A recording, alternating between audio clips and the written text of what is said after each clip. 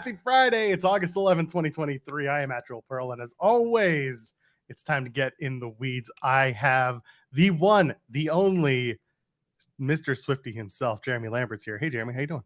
Joel, how are you, Joel? Immensely concerned. Joel, what's wrong, Joel? I got Jeremy coming on the show as I made a egregious error in my promotion for today's show. And then all of a sudden Jeremy's acting very nice, and I'm very, very concerned and very scared for my well-being. Joel, I'm always very nice, Joel. I'm very, very concerned for my well-being here on this channel. Joel, you act like I'm gonna be like some type of murderer or something to you here, Joel. Like I'm some type of serial killer, Joel. No, tyrant is more the word I would choose. Joel, tyrant, Joel? Yeah, tyrant. Joel, I don't know the definition of some of these words, Joel. What are we doing here?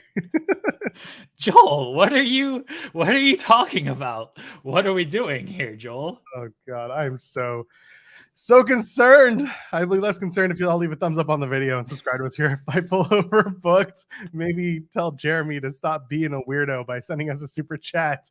Any amount, get your question or statement read on the air, okay? And it also supports us here at In the Weeds and Fightful Overbooked. And also, it might even pay for my witness protection program after Jeremy's done going after me, because I'm still fearing for my life. 10:30 a.m. Eastern. Very, very, very excited to welcome Kevin Bennett onto the show. He is the Smash Wrestling World Champion. He is also a little-known music producer, Jeremy. I don't know if you know this. Kevin also produced Daniel Garcia's AEW theme, his current one. So we're looking forward to talking with him. He's got a match against Psycho Mike in a steel cage at Smash Wrestling Super Showdown 8, August 20th at London Music Hall. That's a Sunday. So we'll talk to Kevin in about a half hour's time. Jeremy, I know you had a very good, very busy Thursday. How are you feeling? Joel, did I have a very good, very busy Thursday? Thursday was only yesterday. Are you talking about Wednesday? Wednesday was good and busy. Thursday, I just kind of like worked and stuff. That's what I always do. I mean, every day is busy in Lambert HQ because, you know, there's always just things to do around here, Joel. Yeah, that's what I'm saying. You had a good day. And when you're having a good Joel, day, don't tell me how I felt yesterday. You don't know what went on yesterday to proclaim that I had a good day on Thursday, Joel. Maybe I was getting messages from the anonymous ITW GM saying you were having a good day. Joel, I don't believe that at all because because I know the kind of day we had yesterday. And I'm not saying it was a bad day, but it was a very long day yesterday. There were certain parts that were good, but you know, it was a long day yesterday, Joel. I've been told that Taylor Swift is supposed to be on this program today. Is that true? Joel, I don't know if Taylor Swift is going to be on the program today. I have sent her a message to see if she would like to join us. My message has not been responded to. She might put us in the 300 sections like Carly Kloss, that traitor, not invited to the VIP tent. But we do have a special guest in the second hour to talk about Taylor Swift because, as everybody knows or may not know, as everybody may or may not know, one, MJF dropped a Taylor Swift reference on Wednesday, and two, we got the 1989 Taylor's version coming out in October. I do not have my 1989 shirt on. I assume I only wear like 3 shirts and 2 of them are Taylor Swift shirts, so it's probably in the laundry, but I do have my custom Taylor Swift karaoke champion shirt that my mom made me many years ago, Joel. Is people in the chat are asking, is it Denise? Joel, I can confirm right now it is not Denise Salcedo. We love Denise Salcedo. I've actually done karaoke with Denise Salcedo. That's why I brought it up. Yes, we performed Blank Space together in Chicago many a year ago, but it is not Denise Salcedo, Joel. Should I keep taking guesses or should I just leave it alone? Joel, I have to call you out on your lies because the anonymous ITW, that's the name of this show, right? Yes. General manager has messaged me and said, I looked to see if I messaged him yesterday. I have not messaged since Wednesday. So you are a liar, Joel. No, Joel, she's Joel, she's using that deleting message gimmick. Joel, Yes, Joel, why are yes. you lying, Joel? Joel, why are you Because lying? I need you to understand that I care, Jeremy Lambert. I care. Joel, you were trying to act like I had a good day yesterday, Joel. And look, yesterday was not bad. There were certain parts of yesterday that were very good, but do not presume I had a good day yesterday, Joel. All right, Joel? How was your Do day? you understand, Joel? Joel, do you understand? Are you getting like, is this a bet? Joel, what are we betting on, Joel? Is the bet that you can say Joel in every single sentence and address me in every single like thing that you say on this program today? Joel, I'm not entirely sure what you're talking about here, Joel. Not quite understanding where you're coming from here, Joel. I think you know what I'm talking about. Joel, not sure at all, Joel. Chat and Joel, please do not presume. Everybody's just presuming stuff today. Why is everybody feeling like this on a Friday? What is happening here? ITW not supporting women. Who's to say the special surprise guest is not a woman? What, guys, you gotta. I understand that Joel might not feel this way, but you gotta have faith in me. When have I ever let everybody down? All right, chat. You gotta Joel and chat. You've gotta just have a little faith, like Limp Bizkit, Joel. Yeah, we got people in the chat saying they need more coffee for this, and I absolutely get it. Okay. You guys don't know what's in this cup, Joel. Oh, you don't want to know what's in this cup. I can't see what's in this cup. Oh, there it is. Okay, it took a second. There was a little. I know, Joel. I know you can't see what's in this cup. That's the point of having a cup that is, hides what's in my what's in my glass here. That's the point of it not being clear, Joel. Yeah, Louis saying he needs that Thea Hale coffee. Caffeine. Apologies for anyone who's hard listening, because you might be able to hear a vacuum in the background of my audio. Apparently, there are people cleaning the dryer ducts today in our unit, so that should be fun. And they should be done soon. But anyway, Anyway, about 20 minutes. Kevin Bennett's going to join us, and hopefully Jeremy's going to be less weird. Can't guarantee it, but we're going to certainly try. Joel, let's get to the important questions, the important comments here, Joel. People in the chat who I'm already mad at. I'm already mad at the chat for thinking that, oh, you guys aren't supporting what? Oh my gosh. Joel, take that comment down. Bring it up with the chat, Jeremy. Bring it up with the chat. They're saying they don't trust you. I don't like the chat. I've made this perfectly clear over my many years of doing this that me and the chat do not get along. We don't. The chat has something against me for some reason, even though I've given them everything. I've given the chat everything. Content on top of headlines. I've unfortunately given them Joel. That's my bad. I apologize for that. But I give the chat everything and they don't trust me. I don't understand it. I promise everybody. I promise you're going to like the guest. I promise. All right. I've never let you down here, chat. I've never let you down. Joel, I've never let you down. The guest, everybody's going to like the guest. All right. We're going to talk Taylor Swift. What more do you want? What more do you want from this? I love the irony of Kate saying, how can we forgive you for giving us Joel, when I can say the exact same thing about Kate? I've made I've made a lot of bad decisions in my life. I've only made one good decision. Only one. I've only made one good decision. I understand why Joel and Kate and the chat, I I've never let you guys down with this stuff. I've only made one good decision in my life, but even my bad decisions still work out somehow, some way. Just trust me, guys. Trust me. Just stop. Just trust me. Joel, trust me, Joel. Are you gonna talk about this this comment from Louis?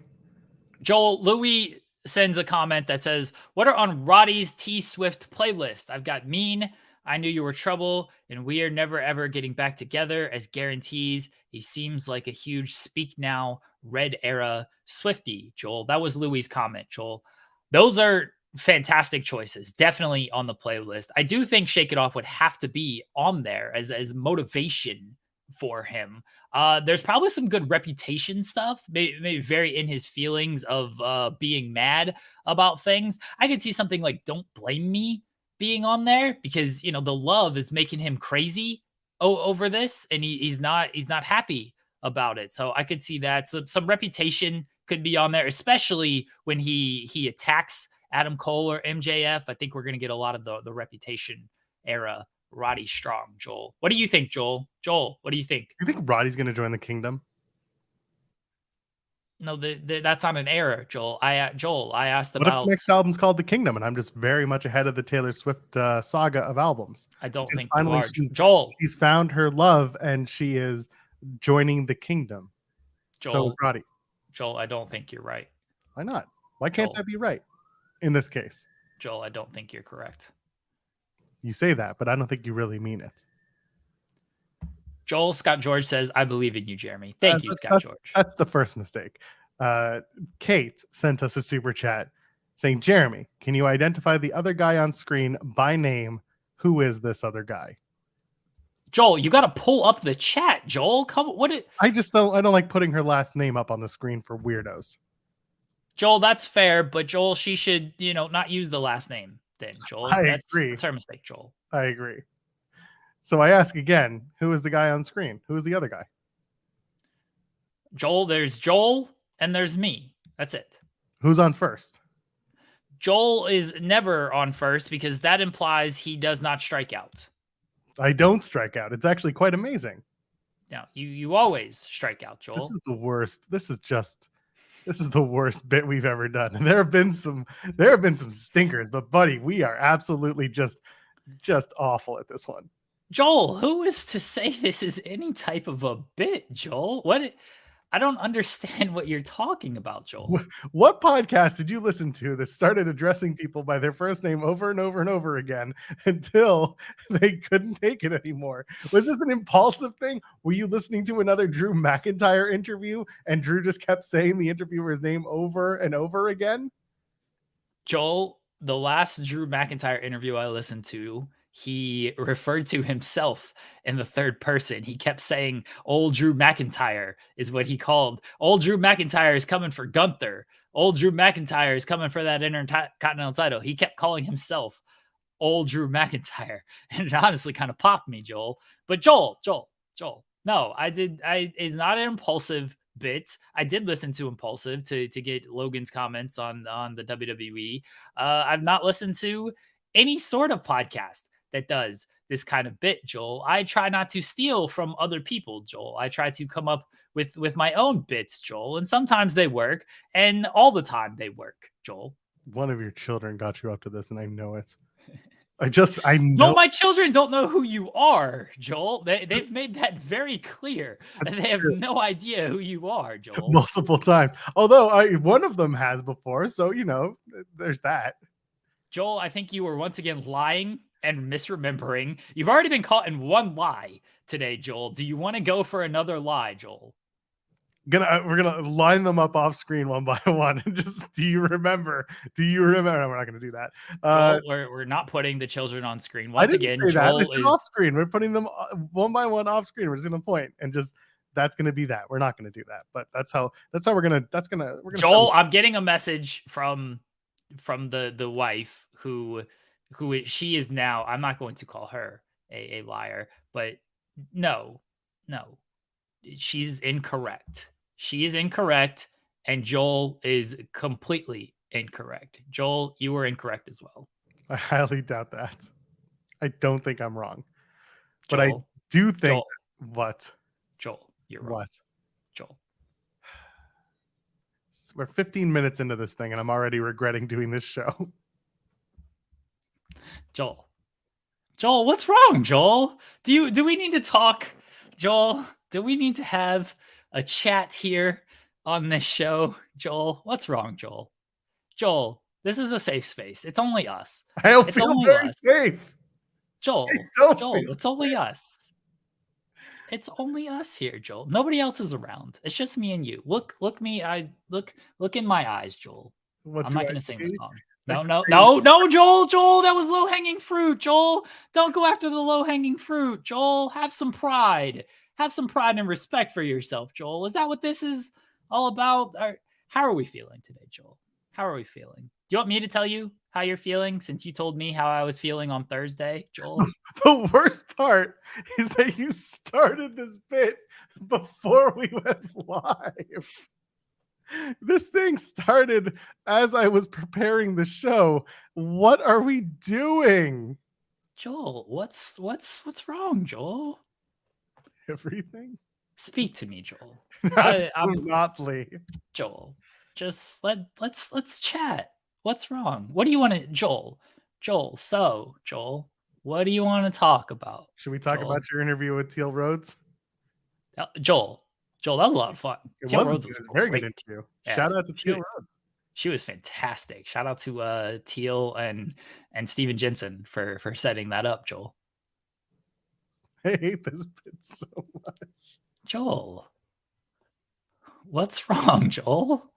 It's like sitting in that one room that is like dead silent and they say that you'll go crazy after like 40, I don't know what the timing is, like 3 minutes. They're like, you're going to go crazy and lose your mind. I'm currently in that spot where all I want to do is like just close my eyes and not look at your face. You have to stop addressing me by my name after every single time. Joel, it's why do you have an issue with your name, Joel? Is this some deep-seated personal thing with your parents that they named you Joel? Joel? Yes, that is it.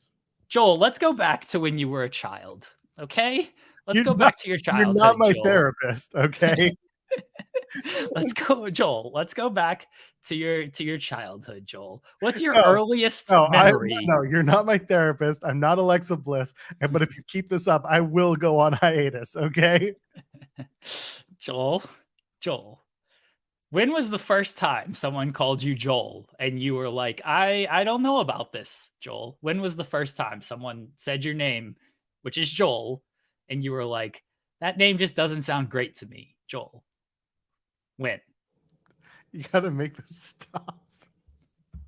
Joel!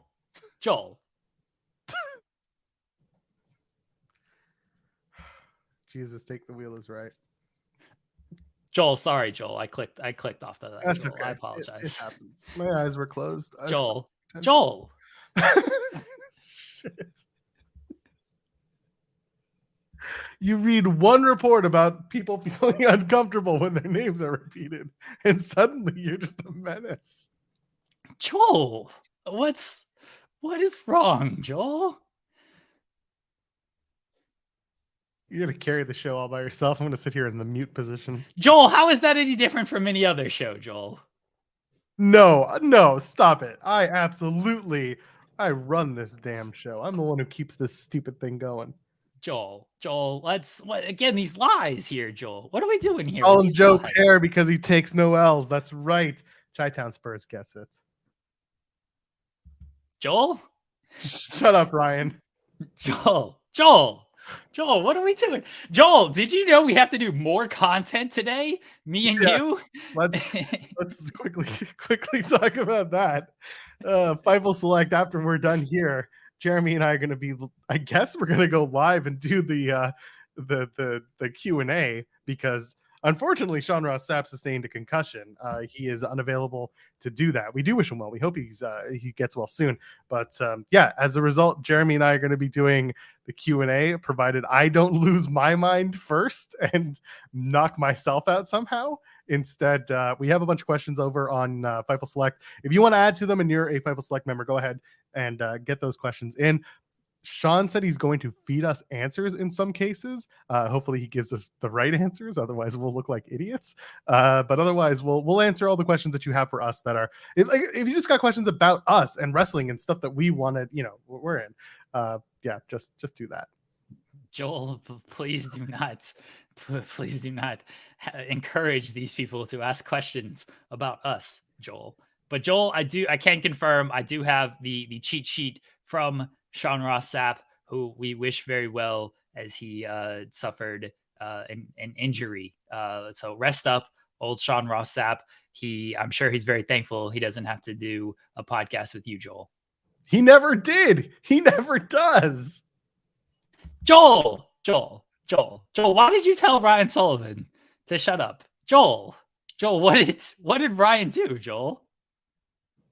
Okay, but we very seriously have to drop this bit when Kevin Bennett gets here, or at least for the interview. Joel, as Pile Driver Finisher says, called the worst bit, also makes money. Joel, I don't understand your logic here. I just wanted to talk about Bray Wyatt, man. Joel, no one's stopping you from having this conversation about Bray, Joel. There are going to be so many weird comments.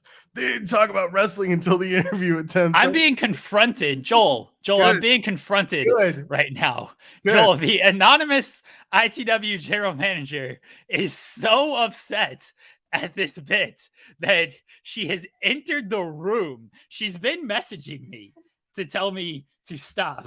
And she is now entered the room to tell me to stop this, Joel. Does she know why this is happening? Does she know why? Joel, Jeremy, does she know why? Joel, she asked me. She asked me why this is happening, and I told her the truth. That's all I'm going to say. So yes, she knows why this is happening, Joel. Why is it happening, Jeremy? Joel, I told her the truth. Joel, I only tell my wife the secretive truth. Not you, Joel. I don't tell you the secretive truth, Joel. Tell me the truth, Jeremy. Joel, the truth is... Joel, the truth is you can't handle the truth, Joel. Go ahead. You can do this. This is now like The Weekender with Steven Jensen, where it's all solo and it's all... Go ahead. I'll just be right here. Joel is apparently out of commission, everybody. So we're going to do this show how it was meant to be done. Chi-Town Spurs says, Joel says, by Joel's Addiction. Great song. Great band. I hate you so much. You know what? I can say this. This is Jew on Jew violence. I'm going to say it. That is absolutely just the worst. Joel, I thought you were done talking. Joel. I'm never done talking. I'll get paid to talk. Anyway, you were saying? Joel is lying to the people again for about the 8th time this morning. Joel has lied more than I've said Joel this morning. That is inaccurate on all accounts. Erroneous on all accounts, may I add. Joel, what does erroneous mean?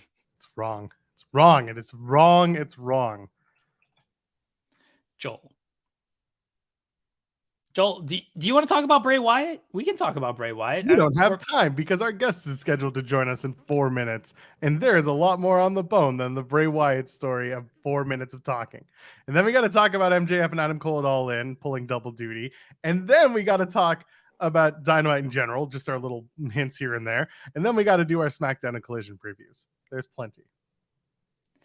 Joel, we can talk about whatever we want on this show. It's our show, Joel. Like, we don't technically have to talk about any of that stuff. But Joel, you're burying Joel. The thumbnail, Jeremy Lambert. I am not redoing the thumbnail. The guy who normally does thumbnails for us over on the main channel is out of commission. So I have nothing to do in terms of doing more thumbnails. Ain't happening.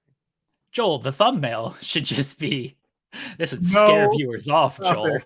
A giant picture of Joel with the caption Joel. That should be the thumbnail. Hold on. Let's try to Joel, Kate's I'm gonna gonna do whip it. up. I already see I see Kate's brain turning from here. Okay, it's a long drive to where she is, but for some reason I can already see it, and I hate it. Joel, somebody in the chat right now, because we're about to have a guest, and I don't want to be rude to our guest by Oh, making really? a To the thumbnail guest, you graphic. don't want to be rude. I don't want to make a thumbnail graphic while the guest is on. But Joel, someone should make a thumbnail with a giant picture of Joel with just the caption Joel. And that should be, and send that to me. Send that to my DMs, please, of the Joel. Look at all these super chats we're getting. Joel. Kate says if Joel were an avocado, he'd be guacajoli. That was bad. That was Awful. okay. That was awful. Nah, that was all right. Joel, don't be mean to Kate, Joel. Ryan says, Joel P. I'm begging of you, please don't take my man. It's a take on Jolene, so you got to sing the damn song. Joel P. Please don't take him just because you can. And then look at all these super chats, Joel. What kind of power you got? I've got Joel power. A little bit of Joel, yeah. A little bit of Joel. Joel, our guest is here. Be kind to our guest. Joel, yes. Introduce our guest, Joel. Our guest is here. If he's ready, he can give me a thumbs up, and I hope to God I don't crack under my own pressure. There we go. Oh, ladies and gentlemen, he is the Smash Wrestling champion. Did you know that for over 1,500 days, the man overtakes Roman Reigns? He is our own tribal chief, if you will, up here in Canada. He is the guy. He is the man, and I think he should be the one that you bow down to. He's got a match at Super Showdown 8, Sunday, August 20th in London, Ontario at the London Music Hall. He's going to take on Psycho Mike in a steel cage. We got the one, the only, Kevin Bennett. How you doing, Kevin? Hey, I'm doing great. How are you guys? We're doing great. Thanks for joining us this morning. Thanks for having me on. You guys can hear me okay, right? We can hear you just fine. Perfect. Thank you for joining Joel and I, Kevin. Yes, absolutely. I'm glad to be here. So we've got a big match. You and Psycho Mike, you two have been involved in a bit of an ongoing feud right now in Smash Wrestling. Can you catch people up to speed a little bit heading into your steel cage match at Super Showdown? Yeah, I would say me and Mike, we go way back. I mean, we've had plenty of matches together. I would say that the heated rivalry that we're in probably started maybe about a year ago, I would say, from now. And the guy is psychotic. He's crazy, and you can't get away from the guy. But it's all boiled down to a steel cage match, and looks like I'm gonna have to do what I've always done anytime that me and Mike have gotten in the ring, and that's beat him. And continue on with my 1,500 plus day reign, and be Kevin Bennett basically. So as you and Joel mentioned, you've had this title for over 1,500 days, and what has it been just holding the title for that long and being basically the face of Smash, representing the company as the champion for over 1,500 days? Yeah, I mean that's a long time, 1,500 days. It's crazy to even say that because, I've been wrestling I started in Smash in 2015. So I believe I won the championship in 2019. But I mean, so I've obviously held it all the way through the pandemic. It's been a really long time. And I mean, it's fitting. I mean, everybody, I don't know what the people, think of me at this point. They're just like, Jesus Christ, like this guy, every month, Kevin Bennett, he just went in, just doing his thing with his stupid cronies. And, I don't know if people ever think anything is ever going to change. And I'm sorry to break it to you guys. It probably won't. I'm probably going to hold this thing for the rest of my life. So it's pretty crazy. You've held the title, since June 2nd, 2019, the day after my birthday. So keep that up, please. Don't lose that title, because then I got to say that it ended, that far off. You can't lose it to Psycho Mike. If you're going to lose it to anybody, you can't lose it to that guy. That's true. And you and Psycho Mike have had a match for that championship back in January. So what's going to change now? Obviously, steel cage is a big difference, but Psycho Mike, he's a big dude. He does call his spots audibly, especially that body slam. Who wants to see one? So what's the plan going into a steel cage match with a guy like Psycho Mike? Well, Psycho Mike, obviously he's unpredictable because he's a psycho, but I think that, the cage definitely helps. Definitely the stakes are raised a little bit here. But like I said, I don't know if you guys saw, I came out with a music video promo just about last week. And I said that I'm going to have to show the psycho that I'm a psycho. So, you put me in the cage, the remix is going to have to do things that he probably has never even thought before. So, we'll just see what type of man I turn into once I get into the steel cage. Joel has asked a lot of questions about Psycho Mike. I'm going to ask a question about Matt Cardona, who you have faced. You lost to him, and then you beat him. So a double title change on the same night. What was it like working with Matt Cardona? Yeah, Matt Cardona, great. Everything was just smooth as butter, basically. Great guy. Just definitely like the type of talent that, I just had perfect chemistry with. I would wrestle that guy over and over again every day of my life, basically. So, yeah, it was an awesome experience, obviously, since I've been watching him since, I was a kid, basically. So, really awesome experience. Besides, get more merch, because I feel like Matt Cardona shares that piece of advice with everybody. Did he share any other advice with you that you can share with Joel and I? I'm trying to think. Oh yeah, I remember him saying that it was basically tied in with the merch thing that you brought up, but he was basically telling all the wrestlers that like there's no reason that you shouldn't be out like talking to fans, meeting with fans like before the show. Like it doesn't matter if you're like first match on the card or whatever, like every single wrestler that's on the show should be showing their face prior and engaging with people. And that sat with me because there's been so many times where, I'll be like first on the card and, I'm not out there. I'm not talking to people or whatever. And I'm like, he's right though. I mean, we should. I mean, that's how that's how you do this in pro wrestling. That's how you get your name out there and connect with people. So that stuck with me, 5 years ago, you had a WWE match. You were on SmackDown. You faced Andrade Almas. Talk to me about the experience, not just doing live TV, but also facing Andrade. Yeah, that was awesome. Trying to think, we had like tryout matches earlier in the day, and I guess I was the guy that they liked the most per se for this match. Yeah, really, really cool experience because I've always wanted to, wrestle on TV, obviously, but working with him was, it was really cool, but also like there were moments like where I couldn't like really understand him, I guess. But like we also had like an agent with, I believe we had like Dean Malenko with us at the time. And he was kind of doing like all the, communicating and whatnot. I think that was like the only thing I was like kind of scared about, I guess. Because like I remember we were going over some things and then like there was like miscommunication at some point and like we had to go up in like a couple minutes. So I'm like, oh God, I hope like it's not like there was too much really to remember, but it's like you got to remember you're on TV in front of, millions of people. So it's nerve-wracking no matter what. But, once we got out there, like I remember the bell ringing and I just totally forgot that it was even, WWE TV. It was just like, once the bell rings, it's like, you're just kind of back in, you're just a wrestler. But then like after the match is over, I was like, oh my God, this was sweet. The referee is like, you all good, man? That was fucking awesome. And blah, blah, blah, whatever. So it was a cool experience. He was really cool. Yeah. Fun times. Did you get any other praise or just anything else from backstage when you got back there? I know you said the ref was like, that was awesome, but did anyone else give you any feedback?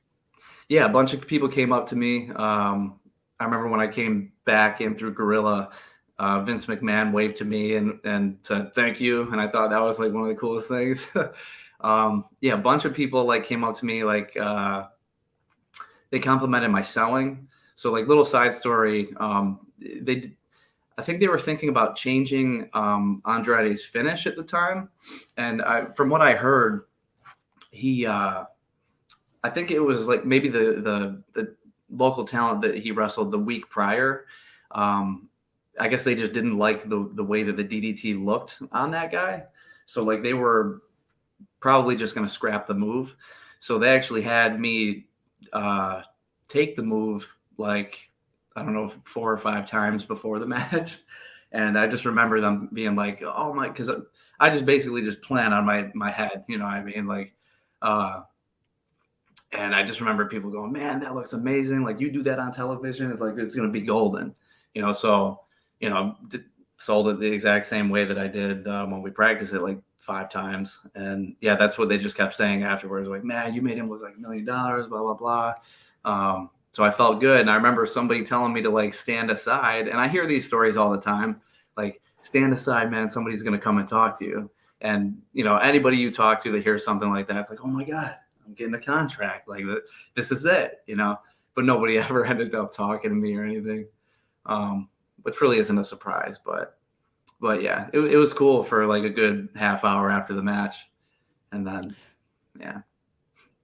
Joel mentioned WWE, and you know you wrestled in front of an audience there. AEW, you were there for Dark, and that was in front of nobody or limited capacity at Daly's Place. What was that experience like in AEW?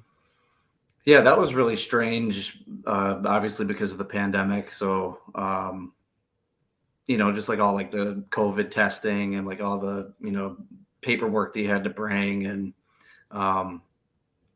you know, strange times, obviously. And the last time I wrestled in front of absolutely like nobody, basically, was when I used to like backyard with my friends.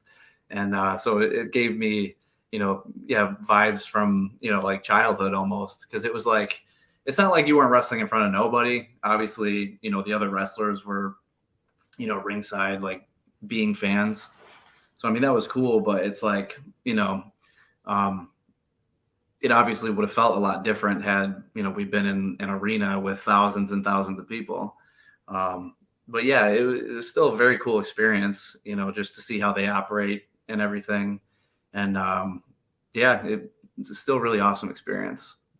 Buffalo Brothers continue to have a lot of AEW impact. One of them is weekly when Daniel Garcia comes out. You wrote, produced, and performed Daniel Garcia's current AEW theme. Talk to me. We're going to talk about your music career, but talk to me about putting this song together, because DG's had a few different themes. How did we get to this one, and you being the guy? Obviously, you two have a very strong relationship. Yeah, absolutely. Yeah. So, I mean, like I've made a couple of his theme songs, like, you know, for the independent circuit. And I think he looked at me like a guy that he could trust, obviously. You know, he knows that I'm decent at what I do, but I think he wanted like a particular style theme song. And I think that, you know, what he was getting at the time, not that his theme songs were bad by all means, but he has like a taste in certain music, you know, like drill music, loves like reggaeton, things like that. So I think, you know, since we're obviously so close, you know, me and him, he could tell me and show me things like that he actually, you know, enjoys or, you know, is into. So basically what I did is like, he told me that I think I had like a week to do it, basically, because I think somebody made him a theme song. It didn't work out. And, you know, the clock was ticking. So it's like, all right, man, like, can you do this before, you know, Dynamite the next week? And I'm like, absolutely. And I'm pretty decent musically under pressure, at least I think. But yeah, he gave me a bunch of examples and stuff, you know, like Pop Smoke and Bad Bunny and things like that. So, and I know Daniel because I've been on like countless car rides with him and all the music that we listen to. So, yeah, what I ended up cooking up for him worked, and he showed it to everybody. Everybody loved it. And it's cool because like the reactions that the fans have of it now, as opposed to when they first heard it, it's like so much stronger, so much more positive feedback. People are really liking it, searching it. So it's really cool to see, you know. Before we get into your music career, which I know Joel wants to talk about, I do want to ask about being in the ring with Walter and what it is like to be hit by that man. Oh, yeah, that match. Yeah, that was mind blowing that I even that match even happened. Honestly, uh, yeah, really. I just remember the building being extremely hot that day. So it was just like the match was. It was a good match. Like I enjoyed it, but I just remember just being totally drained afterwards, just because of how hot it was in there, and then also you're wrestling Walter, but. Um, I was scared going into the match because of the chops and what he's known for. But I think I'm surprised. I think I only took maybe 2 chops at most. And I'm still alive. So it's like, it wasn't, I guess as bad as I thought it was going to be. But yeah, man, wrestling Walter, it's cool that you brought it up because sometimes I'm like, man, like that was an awesome match to have, You've shared I was at that match. I was at that show. Oh, you were there? Yeah. I was there. It was hot in there, man. It was super hot. Yeah, I was parked at that venue because that was SummerSlam weekend in 2019, and I was myself and Sean Ross Sapp. We basically lived in that venue for a few days. So yeah, hell of a match. I do recommend people going out and finding the match between you and Walter. Yeah, thank you. You've shared the ring with a lot of top names. Walter obviously being one of them. Dark Order, Speedball Mike Bailey. You've teamed with Kevin Blackwood, who's one of my favorites out there right now. Daniel Garcia, Joe Gacy, who people say Joel Pearl looks like Joe Gacy. Is there a name that where when you were in there with him, you thought like, all right, I've kind of made it. Like I feel like I'm really good at this being in here with this guy. Yeah, I mean, I would say like once I started wrestling in Smash, like 2015, that's when like, I was just being fed like, top talent after top talent. So, I've always been kind of hard on myself, like basically anything, music wise, personal life, wrestling and things like that. So I've always had like the reassurance from other people like, man, you're really good. You can hang with anybody basically. And, I've over the years, I've come to, really notice that about myself, that I can basically get in the ring with just about anybody, and I think that that's really what every wrestler should strive to be. Not saying everybody should be like me, but, if you can wrestle anybody, like any type of style, I think that you're doing pretty good for yourself. So, yeah, I mean, just as, the more, guys I've wrestled, obviously in the back of my head that I'm like, man, I used to watch this guy when I was a kid, or, this guy's traveling everywhere. Like, you definitely get like a more like confidence, I guess, so yeah, I've definitely like reached that point. I would say 2015 on. So I basically feel like I could wrestle anybody and have a pretty good match with them. So let's go from 187 Thugs, opening to 3-6 Mafia, opening for Aaron Carter, creating the Pokemon rap. Let's talk about your music career. You're a rapper, dude. You are a musician. What got you in there, and what keeps you driven creatively to keep performing and keep creating? Yeah. So, man, I would like to say that I got into music around the time that I did, that I became a wrestling fan, basically. So that's like 8 years old, maybe. So like my older brother was really big into hip hop, and, his older brother influence definitely like rubbed off on me. So ever since then, I don't know, I just had this like obsession with like creating. Like I always used to draw as a kid. I liked just the idea of creating anything and just calling it your own, basically. So I just remember, 9, 10 years old. Once I got a hold of the internet, basically just would research on how to like record things, or, just the whole process of like making music.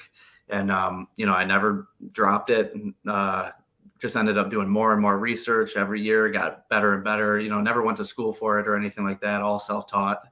And, eventually I ended up doing shows. I think once I was, I would say maybe about 18, or no, probably about 18, started doing like live rap shows and things. So it's like I was doing wrestling shows and rap shows, and I just, I was super busy like all the time. If I didn't have a wrestling show on the weekend, I was doing a rap show.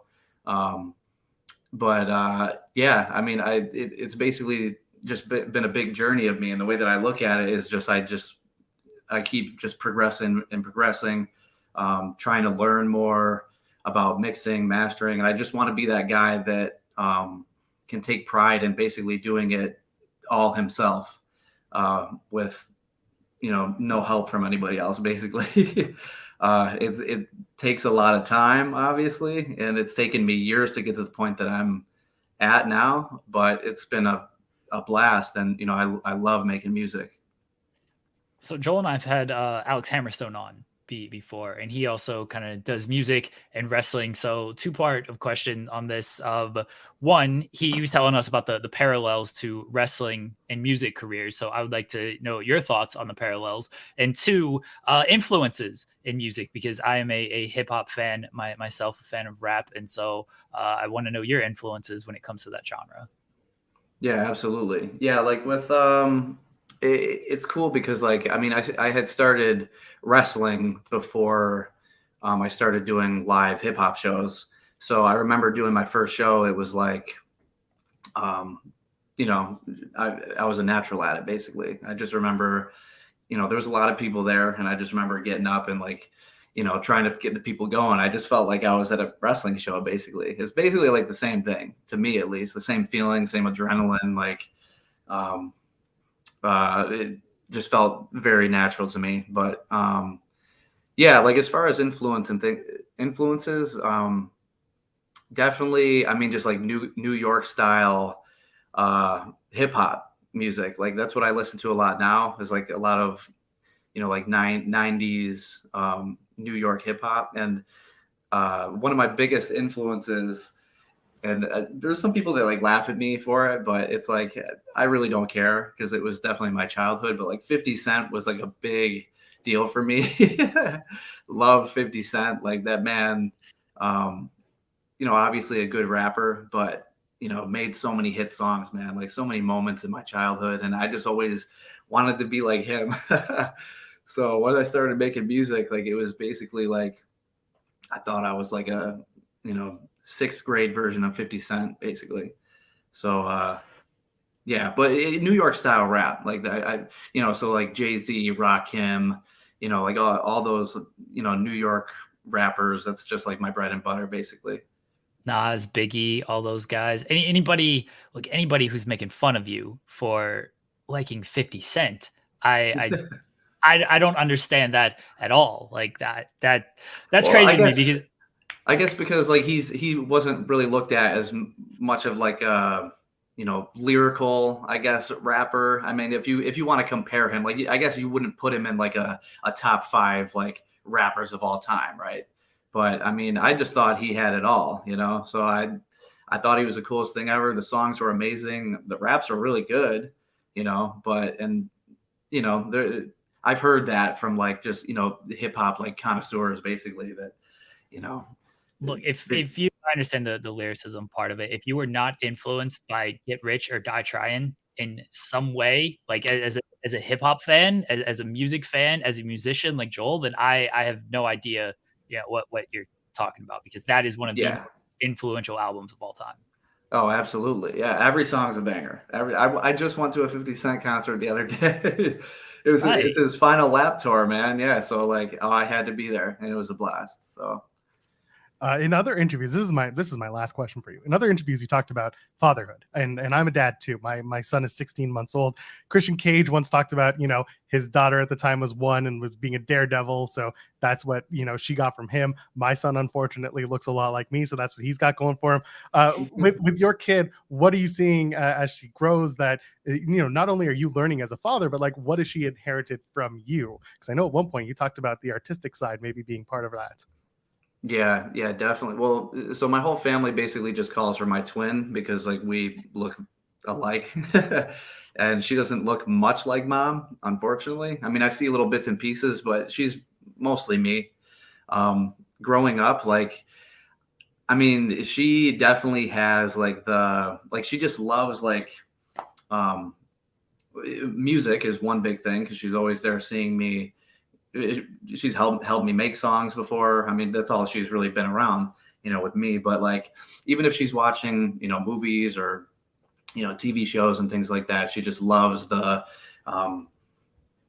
like reenacting, like doing theatrics and like singing. And like I've even put on instrumentals, that I've made. She'll ask me to put beats on with no vocals, and she freestyle sings basically and comes up with like, melodies. I mean, what she's saying obviously doesn't make sense because she's not shy of 5 years old, but there's been times where she's come up with melodies that I'm like, that sounds really good. Like, I think I'm going to have to throw that. And I'll literally use like a melody that she's come up with on one of my songs. So I don't know if she's going to be, like a dancer or, a singer or, maybe a rapper or just anything that has to do with like performing. Cause she's she's like very, she likes to entertain people, I guess.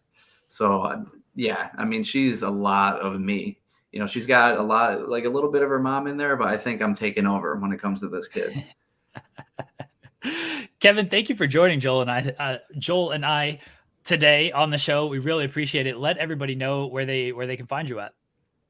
Yeah, all over social media, Twitter. I go by the Kevin Bennett. You could find me obviously Twitter, Instagram, on Facebook, but I'm really on YouTube. It's YouTube. I'm killing it on there right now. So you could also find me Spotify, Apple Music, all my music and whatnot on there. So definitely, follow all those pages, subscribe to the YouTube. I have songs coming out every month. That would help me a lot. And yeah, that's about it. Go find Kevin everywhere he mentioned, and also see him in the ring on August 20th in London, Ontario, at the London Music Hall. He's going to take on Psycho Mike in a steel cage match for the Smash Wrestling Championship at Super Showdown 8. Until then, Kevin, thank you so much for joining us. Really appreciate it. Yes, thank you guys so much. Appreciate it. Enjoy the day. Thanks, you too. There we go. Kevin Bennett. That was a great, Joel, that was great chat. That was a good job, Joel. Kevin Bennett was great. It was a good book, Joel. Well, as always, I have to put over our pal Steve, Steve Argentaro, who helps us out and gets us jazzed and psyched and ready for these with some talent that are joining Smash shows, Greektown wrestling shows, Femme Fatale shows. You want it, we got them. So there you go. Canadian Indies, we got it. It's not all Spencer Love up in this, although we do enjoy Spencer too. He's pretty all right. Joel, we do love Spencer Love. Killing me, Jeremy Lambert. El Joel Nerico is really good. That was good. I listen. I take back what I said about it being a hate crime. Chi-Town Spurs were okay. And Louis V saying a little bit of Joel. Yeah, a little bit of Joel. Little butt of Joel. I don't know about little butt. It's pretty. Anyway, there you go. So Kevin Bennett, we're looking forward to that Smash Wrestling show. Let's talk about Bray Wyatt real quick, and then we got to pivot onto our all-in stuff. Fightful Select had the reports. Bray Wyatt is getting closer to clearance after almost 6 months out. Jeremy, it's a lot of good news coming out of this Bray Wyatt stuff. I know for a long time people were saying, hey, where's Bray? What's going on with Bray? There were stories about what was going to happen, with Eric Young once he left WWE. There were stories about Alexa Bliss too before she announced that she's pregnant and going on maternity leave, that they were going to all work together along with Uncle Howdy, and they were going to do this big storyline, yada, yada. Everything kind of flew by the wayside, starting with Bray's illness and then moving on to everything we just mentioned. How are you feeling? This is it's pretty good news, but also it's going to change some stories in WWE potentially when he comes back. We don't know when. There were conversations about September in terms of creative, but obviously nothing is set in stone until Bray is 100% cleared. Joel, the biggest thing from this is Bray's health. And, Sean said it was career life threatening. None of that is good. And the biggest thing is that he is actively recovering and he's hopefully past the absolute worst of it. I think people know I like Bray Wyatt. He pops me as far as what he does on screen. I really enjoy whether it's good or bad. I enjoy the creativity that's put into it. I enjoy some of the hokiness of it, even when it's maybe not supposed to be hokey. I look forward to his return whenever that happens. But I hope, and I don't think they will, based on everything we've kind of heard and read. It doesn't seem like they are. They're being cautious with things. He's being cautious with things. And I hope they just continue with that. Whenever he's ready, I look forward to seeing him back, but I don't want him back until he is fully ready, Joel. Yeah, and on top of that, he's a husband, he's a father, he's got a lot going on outside of wrestling. It'd be nice to see him back at work, but at the same time, we have to take his health as the number one concern. And as long as he's feeling better or on the mend, that's all that matters. And we do wish him well. Let's say he comes back. Eric Young is gone. Alexa Bliss is on maternity leave. This whole story and this creative idea that had been pitched is now up, gone, not happening. Where do we go? Do we just recast these people? And then, I mean, Alexa Bliss is kind of not someone you want to recast because the hope is that she does come back. But of course, once you have a kid, your timeline for return is really whenever you're feeling comfortable and confident to return. On top of, you just made a human. You just created a human. You got to make sure that human stays around for a long time. So how do you handle the Bray Wyatt return? Who does he go after? Who does he pair with? Do we just pick up the Bobby Lashley story and it's Bobby and Uncle Howdy? Sorry, not Bobby. It's Bray. There's a lot of B's here. There's Bray and Joel, Bo. get your words together, Joel. No, Bray and Bo, aka Uncle Howdy, going against Bobby Lashley and the Street Profits potentially. What do you think? Where can we go storyline wise if and when Bray comes back? Well, Joel, you mentioned Alexa Bliss, who is still with the company, but I think she's due in December. Like Joel, I can't get my words together. See, now you know how it feels, Jeremy. Jeez, Jeremy, you should probably get your words back together, Jeremy. Joel, I agree. Joel, she's due in December. How long she's going to take after that, who knows? Some people want to come back sooner. Some people want to wait a little while. People online are going to try to rush her back. She'll be back in January for the Rumble surprise. Doesn't work like that. You've had a pregnant wife. My wife has given birth as well. We have pregnancy experts on this show. I don't think she's coming back. Like, Mania is earliest for like an actual like in-ring return. Maybe she gets on screen, I don't know, but I feel like Mania would be earliest for any type of physical return. You mentioned Eric Young, who's no longer with the company. Remember, the Righteous were supposed to be part of that as well. That was the big thing, is that Vincent and Dutch were supposed to be part of that, and now they're in ROH, so like they're probably not anywhere thought of this. I don't think you can like fully recast this thing because you were picking those guys to play specific roles, and there aren't a lot of like kind of performers out there that can do those roles to that level, I don't think. And there was obviously, like, I assume Bray had a lot of input in the people he wanted. I don't think he's going to be like, all right, well, my first, second, third options are gone. Give me my fourth, fifth, sixth options. Like, is that what he wants to do with everything? I don't know. Do we think that like the White Rabbit stuff was a big hit last year? Let's not fool ourselves into thinking this thing was not like a giant hit when it came to him.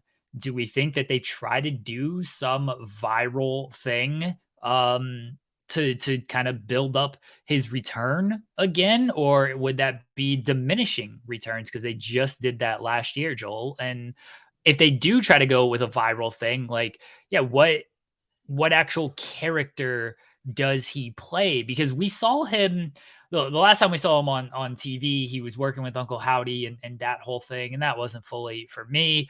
But like him, Bray, he tried to show a truthful side to him and to talk about certain things. And now with the health issues, does he go more of that route with things? Do we see a more truthful Bray with everything, or do they kind of still play that, but here's Uncle Howdy, here's the voice inside of his head, Joel? I really hope, first of all, that they get a handle on the storytelling for Bray Wyatt, because they did the LA Knight stuff, yeah, and after that, really honestly going into it, that just every promo that Bray cut wasn't very good. They did the Joel, reveal. how dare you? They did the reveal. They did the first promo, which was very good. The I'm trying to be serious, or I'm trying to pour my heart out, and then they started to introduce Uncle Howdy out of it. There was just a lot of great ideas and not so great execution going on. There's a lot of campy stuff, which honestly I think a lot of people enjoyed, to a certain degree, myself included. All that into consideration, a viral campaign to bring him back, I don't think would be the right play. I would rather, you can do a whodunit to bring him back, but it also depends on what character you're getting from Bray once he comes back, because he has A, so many to pick from, B, he could pick a completely new one or a different one, and C, is he going to have a new group of people? Like you said, like he probably said, I want this, and this person to work with me, and that's that.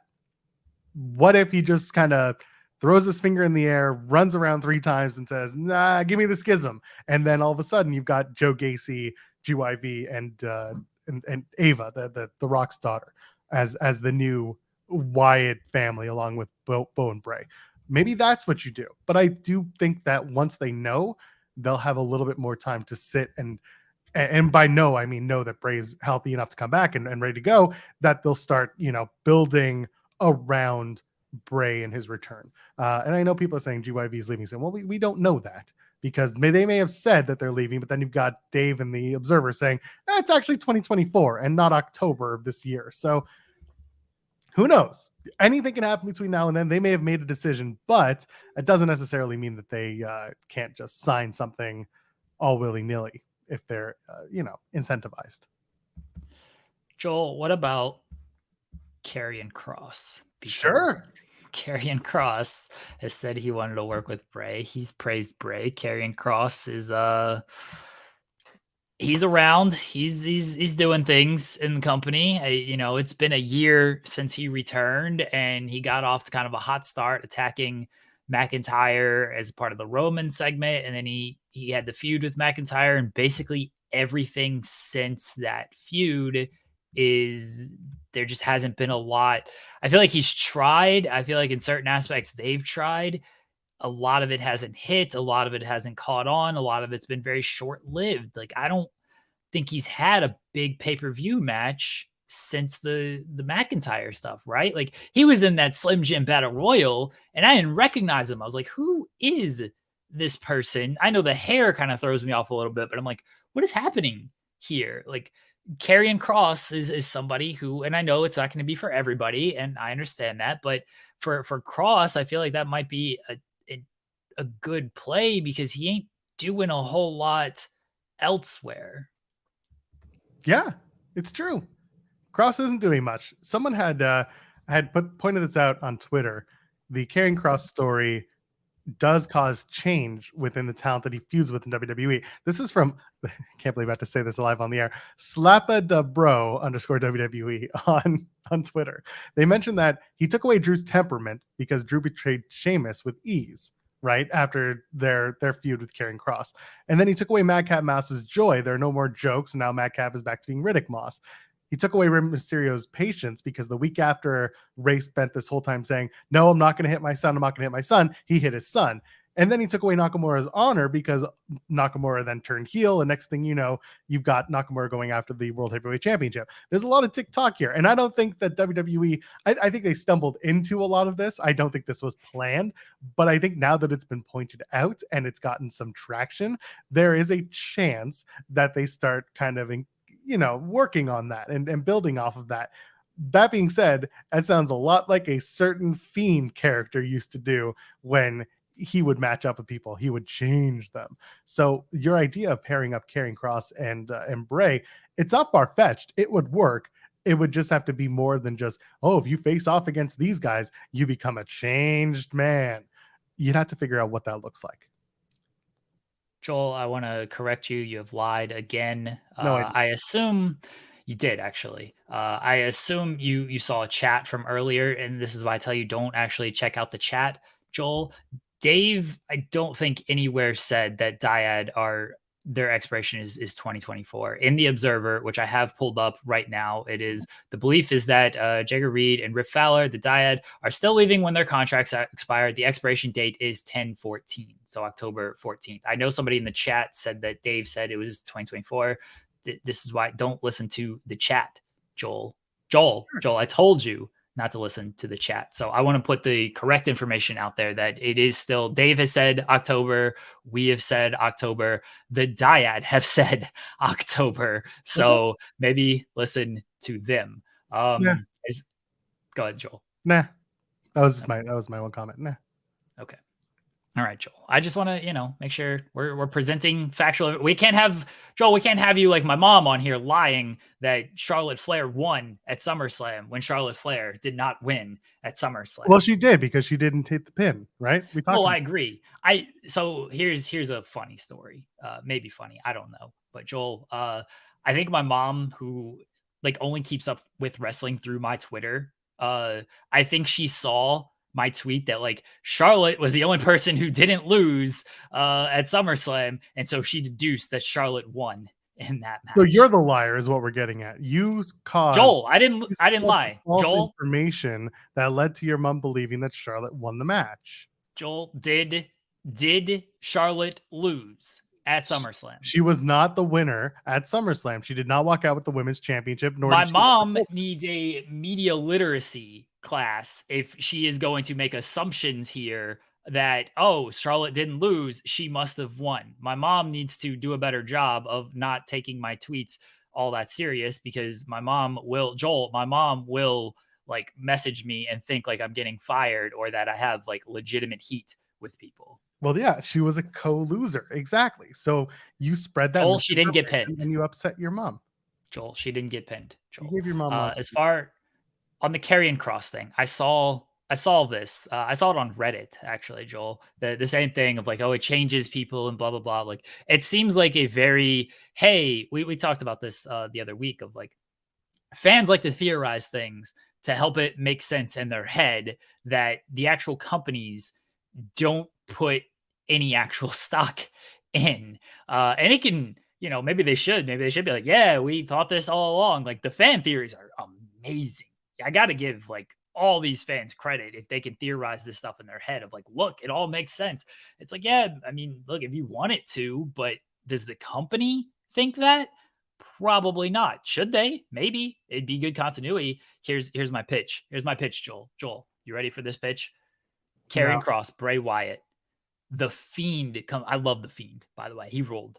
The Fiend is like the monster they unleash. Like you face Kross and Bray in like a tag match or whatever, but then the Fiend is like their monster that they just unleash. Joel, have you seen Wednesday? Joel, have you seen this? Where like it's normal person, but at night, like this giant monster like kind of comes out and stuff, and it's just completely different. That's what the Fiend is. That's what we need. I like Dynamite. Wednesday night when the monster comes out, that's Dynamite, right? Joel, Wednesdays?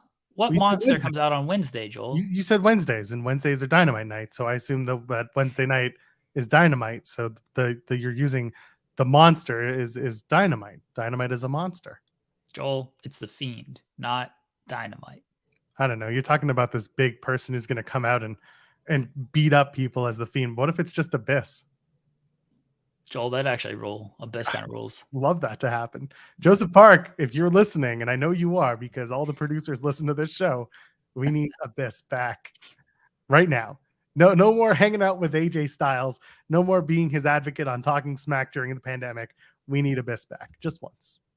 Joel, we got a super chat from Kim Gray who says, Bray's return last year turned my son into a detective. He's 11 and was totally invested looking for clues. Everyone was like, everyone. That was like the joke, right? It's like wrestling fans cannot like see the simple story in front of them, but you give them a QR code and like they are all of a sudden the CIA. Jeremy, it was your wedding weekend. I never forget this. My wife and I went to the Rock and Roll Hall of Fame, and we found the Jefferson Starship, whatever, part of the Rock and Roll Hall of Fame. And it had all the White Rabbit stuff you can ever imagine. And I said, Bray sent me here. And I took photos and I put it on the internet, and I wanted the evidence, and I wanted to make sure that everyone knew that I was looking for clues. There's a little White Rabbit cannabis shop near my old place. And I said, Bray's sending me here. So I went to the little White Rabbit cannabis shop, and I don't remember what happened the next day, but it was probably pretty all right. Joel, we were out driving the other day, and saw a little White Rabbit? No, we came across this vape shop. Your cannabis shops made me think of this. The name, and look, I don't know how original this is, but it popped me so much. The name of this vape shop was Planet of the Vapes. And I laughed so hard. I was like, that is genius. The logo looked like the Planet of the Apes movie logo. Oh, Joel, it was so good. It was so good. I want to go in there just to shake their hand of whoever came up with this, great job. And I do wonder if they have some ape type paraphernalia, because I wouldn't buy it. I don't do that, but out of principle, I'd take a picture and use it for social media engagement, Joel. Their C&D is going to be a mile long. Yeah, I don't want to get them in trouble, Joel. That wouldn't be good. That would be good, Joel. No, it wouldn't. But anyway, the Bray Wyatt stuff is encouraging, not just the news for the guy, but also, it shakes things up with potential creative leading into the end of the year. And the summer months, we're not going to lie, they're not always the most fun months to talk about wrestling. Sometimes it's a little boring. So it's nice to have something new to talk about every once in a while. And this is not only good news, but this is also very encouraging news on the Bray Wyatt front. Joel, we'd like to wish our best to Bray Wyatt. Again, the most important thing is his health whenever he is back and ready to return. I personally very much look forward to it. I know we've pitched a lot of things. The one thing we did not pitch that I will forever pitch until the end of time, Bray and Cody. That's all I want, baby. I'm into Give me Bray. Give me the Cody verse. That's all I want. Joel, I need Bray and Cody. Joel. I don't hate it. I want to see it. I want to see Cody overcome spooky adversity. What would Bray do? Would it like a flaming hot Doritos Inferno match? We've already done Inferno matches with them. What? Joel, they would need some type of American corporate sponsor. Joel, my surprise guest is here. Joel, can you, all right, before we bring the guest on, Joel, please confirm that my surprise guest is a female and that I did not lie to the people and that we are not against women on this show as the chat attempted to accuse me of, Joel. Well, I can't speak for you, but I can say that I am very much for supporting women as one does and as one should. Jeremy, I can't speak to your abilities. You probably asked someone by searching Taylor Swift biggest fan on Twitter, and here we are. Joel, just please confirm she's female so the chat is not mad at me anymore. Not that I care what the chat thinks, Joel, because the chat is being mean to me today. I'm not going to gender our guest until they are ready to. Anyway, Joel is gone off of this show. Folks, I promised a big surprise to speak about Taylor Swift, the greatest singer-songwriter of all time. And I'm delivering our pal, everybody's pal, Val Capone is here. Val! Hey! How are you? Hey! I'm so stoked. And also I have the worst internet ever. So I do apologize.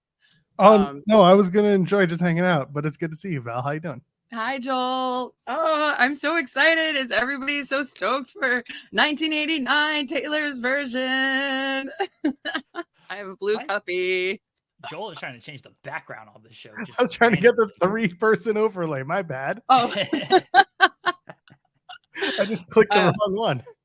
Yeah. No, I'm very gender fluid, but if you want to say female, I'm down with that because, I typically use she, her pronouns. So thank you. Yeah. And I can't believe I got called the internet's or Twitter's or whatever exerters biggest Taylor Swift fan. Yes. Yeah, you type it in there and it's right there.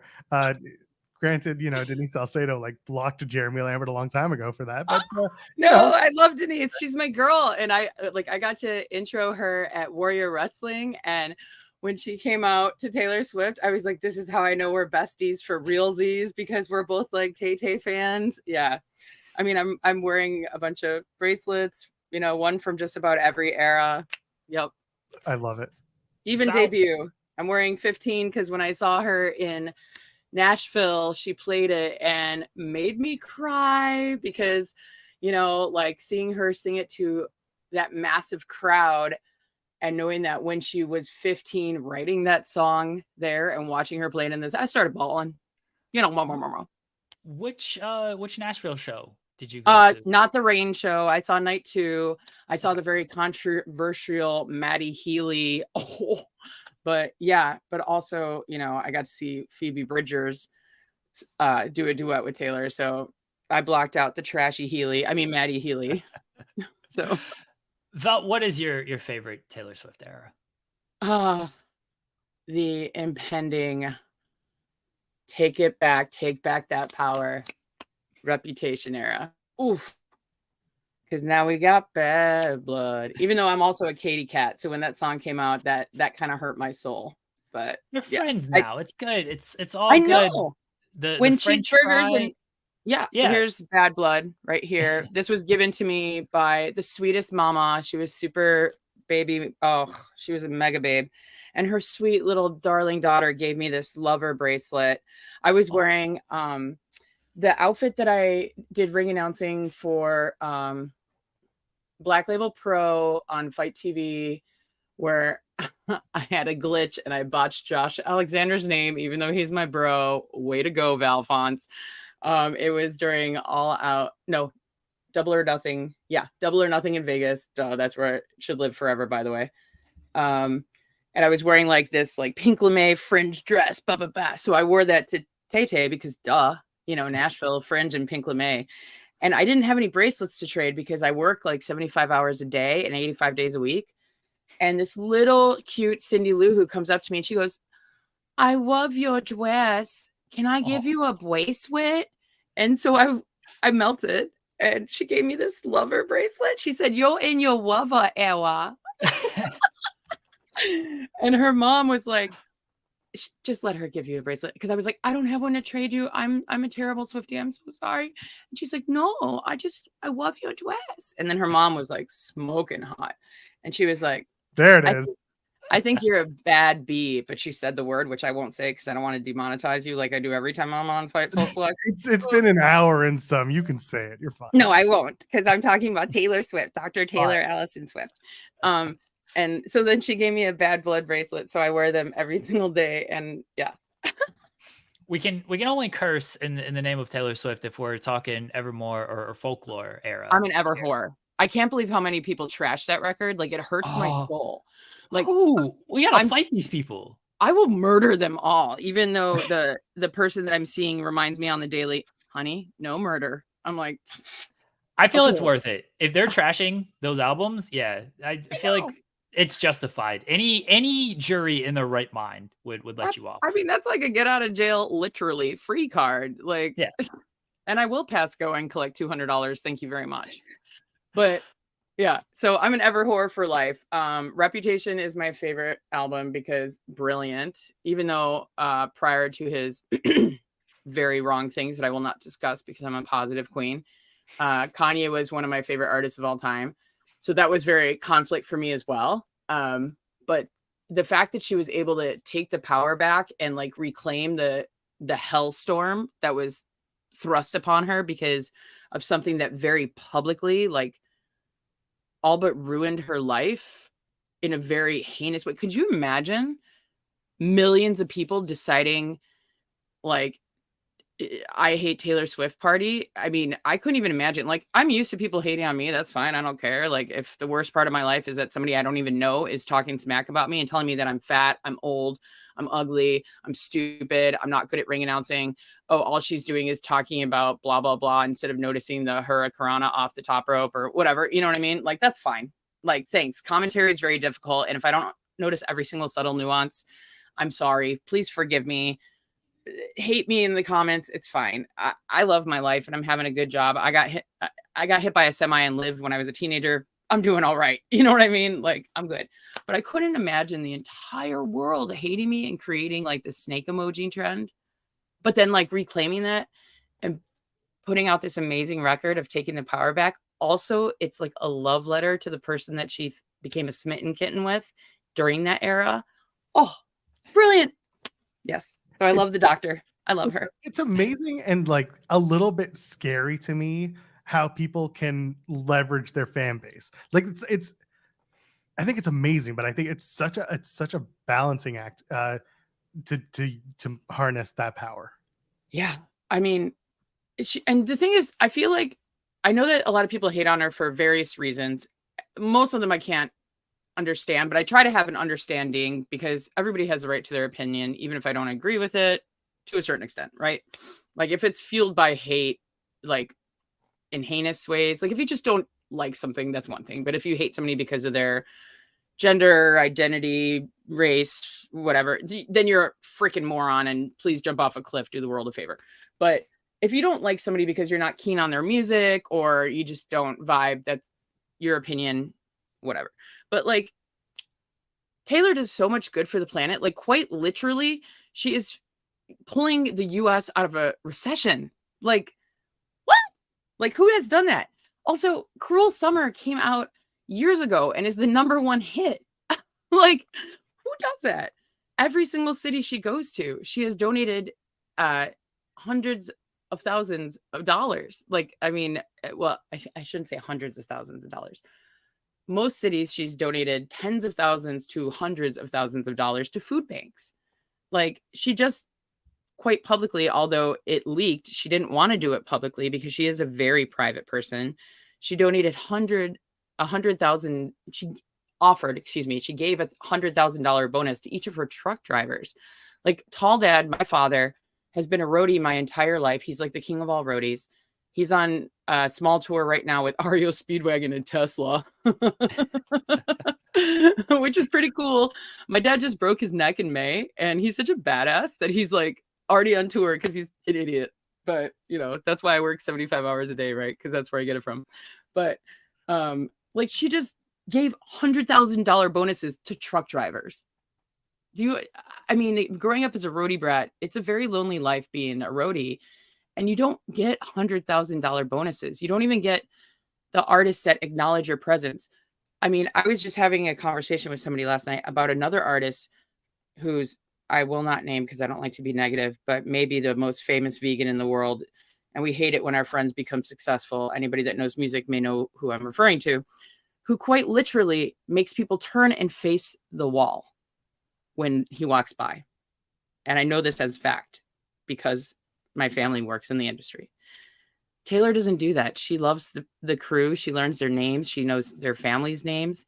And she does that with her fans also. She secretly, until people put it on the internet now, she secretly pays off college debt, medical debt. She visits people in the hospital. I mean, she's an angel. She's an angel, baby. I love her. Yes. Val, Taylor is taking over the wrestling world even this week. We have MJF dropping a Taylor Swift line, dropping a Shake It Off reference. And then hours later, we get the 1989 Taylor's version announcement. So first, thoughts on MJF, you know, basically trying to utilize Taylor's name for good, as he is now a good baby face, I guess. And then, I mean, we got to talk about 1989. I mean, you know, the devil himself has got to be a Swiftie is what that says to me.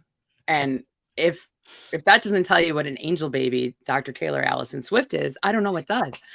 And, you know, I feel bad for Roddy because I feel like he's definitely has a Hello Kitty pillow. That's got to be a thing, which I support.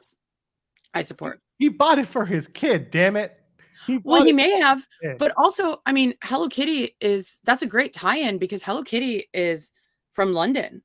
Like, I don't know if you know the lore of Hello Kitty, but quite honestly, she's a Londoner. Like, it's a true story. It came out a few years ago that Hello Kitty is a modern woman in London, which I was like, I thought she was a cat. But yeah, Hello Kitty's from London. So way to go, MJF. It's a tie-in to All In. And I love that he like try to say that Roddy is like the dweeb that's like but also listening to Taylor Swift. Oh, and I love that my world not just collided, imploded, like universes slammed together when the entire audience started chanting "Shake It Off." So good. And that's I work with Dreamwave, and that's my entrance music for Dreamwave. So I had chills when the whole crowd started chanting "Shake It Off."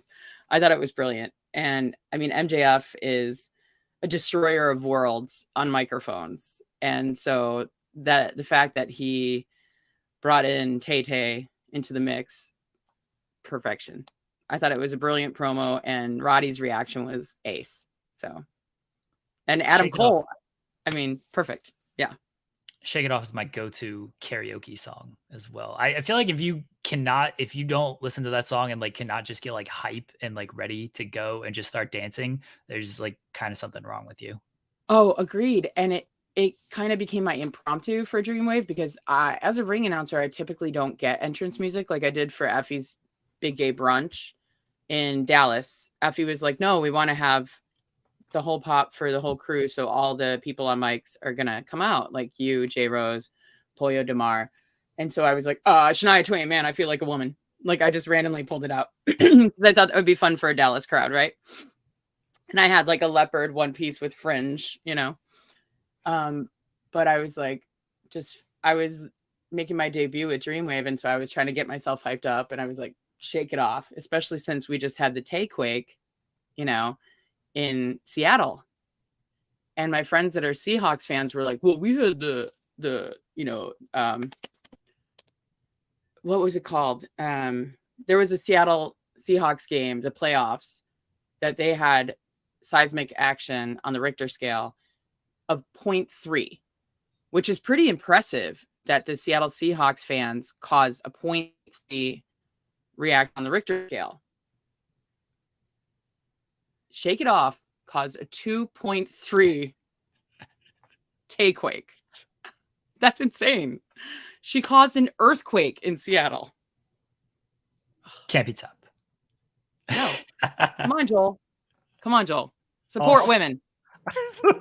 That's fine. Joel doesn't. This is what I'm trying to say. This is the chat is accusing me. No, Jeremy supports women. Jeremy reached out to me. He immediately was like, yo, Valfonce. And I was like, ace, let's do this. The moment I woke up and I saw your tweet, and I'm like, I gotta have Val on the show on Friday. I was stoked because I told Joel.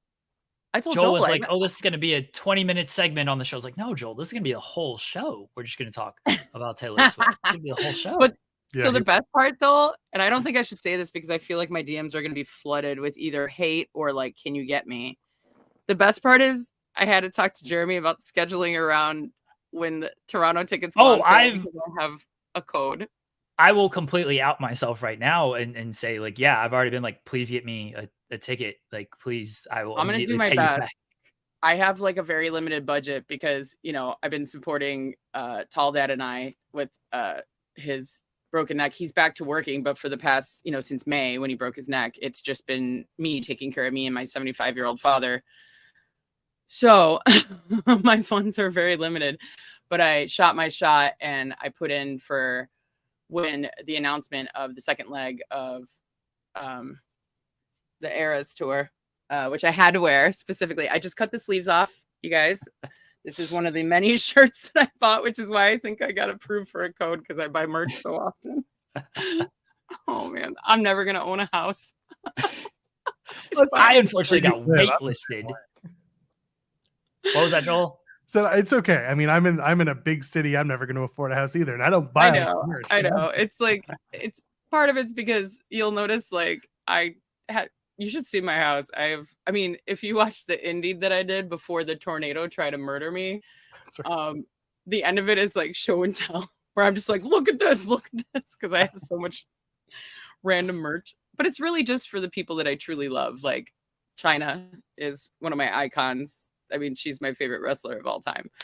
And because she means so much to me. So I have like a bunch of Chyna merch that's like kind of hard to find. Some of it I just, you know, got off of the rack at Target. But I have so much Taylor Swift merch. And I buy a lot of it for my friends because I'm so appreciative that friends of mine who know that I love Taylor Swift. Like my amazing friend Tara in Florida, she's a diehard Swiftie, and she's also a fellow Lady Mark. Like we are always at wrestling. We met at NXT when it used to be at Full Sail.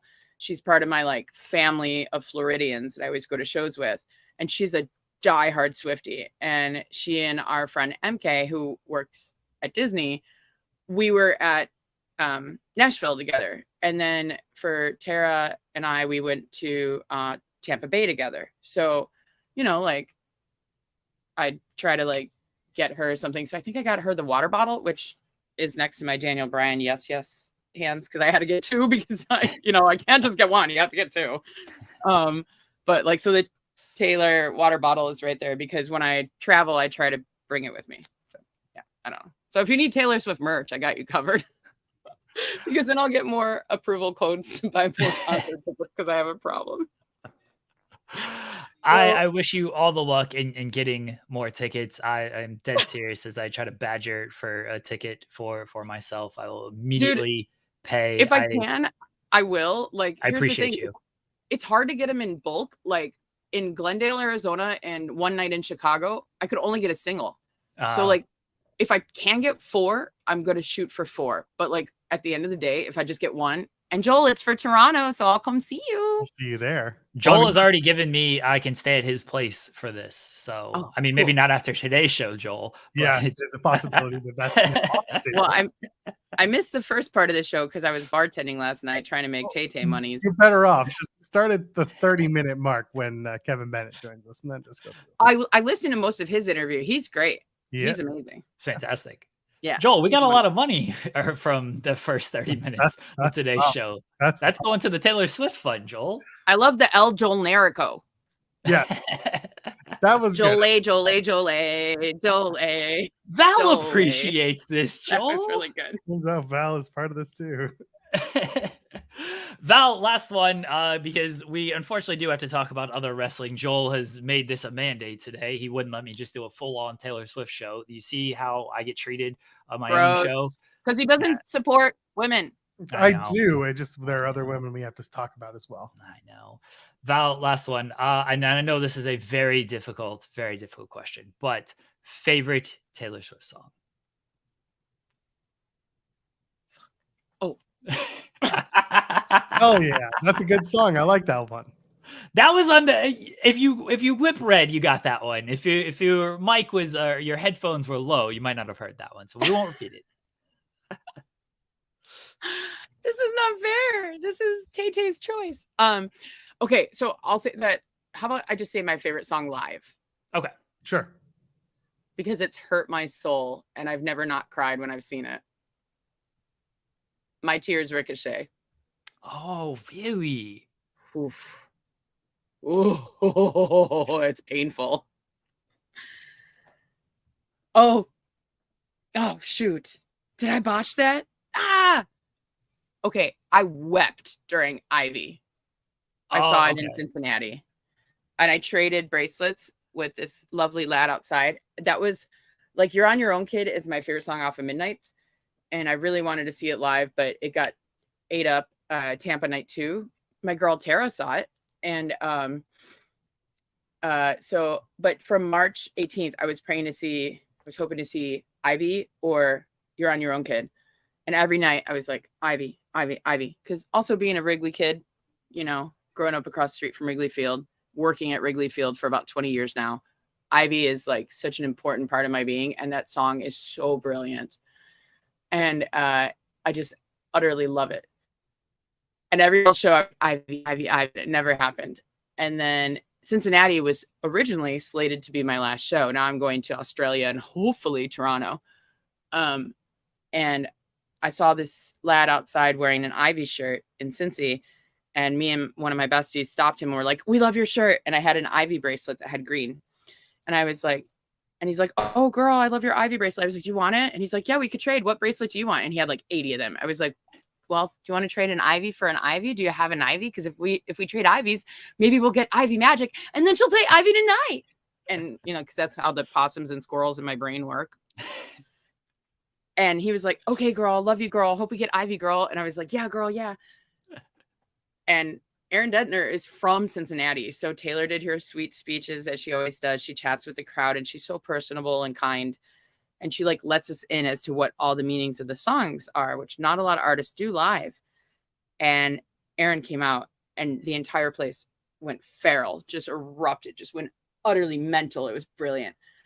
And we got Ivy and I just started weeping. And my girl Julie, who took me because I'm officiating her wedding, which will be my 13th wedding on October 28th, the day after 1989 gets released. Yeah. So, all right. My tears, Ricochet, and Ivy. So that's it. Final answer. There it is. See, this is why I think Folklore and Evermore are two of her best, like songwriting wise, absolute Agreed. just genius. But Reputation is my favorite record. Fair. I will always love Red and All Too Well, and then she released the 10-minute version, which is now my favorite song. But I will always love Red was actually how I fell into Taylor fandom, because when I mean, I knew who she was and I was stoked, like, for as a woman, like seeing other women do badass things, always, right? So Young Prodigy, just killing it. Like, I enjoy country music. It's not my number one genre, but I'm not one of those people that's like, I like all music except for country. I like country music. It's fantastic. Like, I loved Alan Jackson, Garth Brooks, Patsy Cline, Reba McEntire, like, of course, Dolly, you know what I mean? Like, but I was like not super crazy into her debut album because that wasn't what I was doing at that time. But I was like, oh, she's great. And Mean is a great song. Mine, you know, like, and then Fearless, like all that era was not what I was super into. Speak Now, I was like, oh, Haunted is brilliant. Speak Now is great. But that was not the music that I was super keen on at that time. And then Red hit and I was playing roller derby and one of my teammates' names was Trouble Helix. And so I would always make mixes for the locker room to get my team hyped because I love music, right? It's my boombox. And then that's how I fell in love with Taylor Swift, because we would all sing Trouble every day. And I was like, whoa, she went from country to like dubstep. That's so rad that she's like experimenting with new sounds. And All Too Well was great. And I was like, Jake Gyllenhaal, what a jagoff, you know? And it was just cool. And then everything else fell into place where she started experimenting more and more.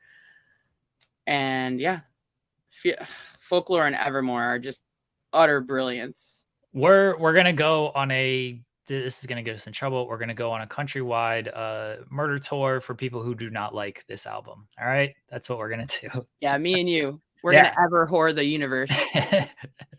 Val, thank you so much for joining us. Good luck today in a couple of hours. I'm sending you all the positive vibes, all the love, and let everybody know where they can find you at. Whatever it's called now, but I think it's Twitter. I don't know.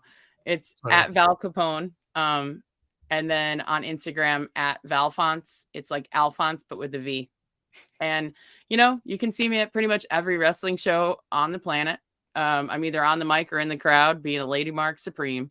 And I will be at All In. I'm so stoked. Me and a bunch of my girls will be there together.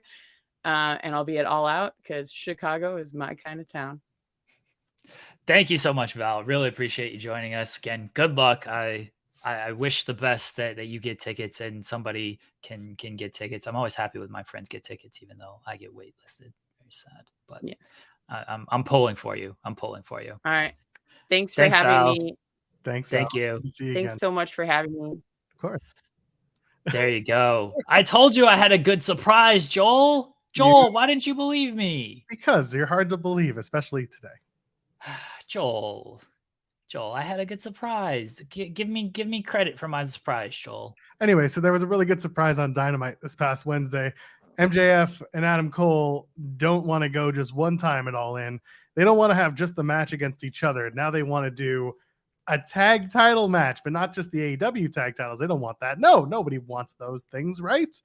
Except for FTR and the Young Bucks. Instead, MJF and Adam Cole want the Ring of Honor tag titles, Jeremy, which I know you're super stoked about because as we spoke of for weeks, hey, do you want to see some Ring of Honor titles featured on the show? It wasn't a hint, it was a spoiler. So 0 Hour, it's gonna potentially be MJF and Adam Cole versus potentially the United Empire for the Ring of Honor tag titles. How do we feel? Do you think this is actually going to happen? Is probably the first question I should ask you. What do you think of that? Joel, I do not think we're going to get MJF and Adam Cole against Aussie Open. I don't.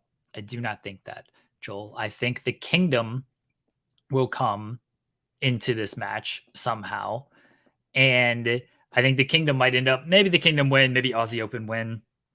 Here's my two train of thoughts. All right, Joel. Here's my two train of thoughts. One, they add more teams because you don't want Adam Cole and MJF taking a pinfall when they're about to wrestle in the main event 5 hours later. That's not great. So you probably need another team in there to take that pinfall. But I will say, and I'm not mad if they go this direction, Joel. I'm not mad if they go this direction. MJF and Adam Cole win the ROH tag team titles. They actually win these belts. And then they do the main event. They have their nice, fun main event. Whoever wins, wins. I assume it's MJF. But they're still friends. They're still friends who now will have to defend the ROH tag team titles. And then maybe a split kind of comes because MJF is like, we're doing these ROH titles. Why do we have these things? I ain't working these ROH shows. Adam, Joel, what are we doing here? His name is Adam Cole, not Adam Joel. Adam Joel, baby. Yeah, Joel, do it. Joel, go. Oh, Adam Joel, baby. Joel, do it. Come on, Joel. Come on. Anyway, so MJF and Adam Cole, you think you're going to win the Ring of Honor tag titles, and MJF's not going to want to work hypothetically Saturday nights on Thursdays. Yes, that is, but this is a way to keep them together, right, Joel? Because everyone thinks like a turn is coming and everything. I don't want like tag team partners who hate each other. I mean, maybe you do Shawn Michaels, Steve Austin kind of style when they were the tag team champions. That was like one of the rare times where it kind of sort of worked. But I don't want tag team champions who dislike each other because that typically just leads to, oh, okay, we're just going to lose to whoever or toss the belts down type of thing.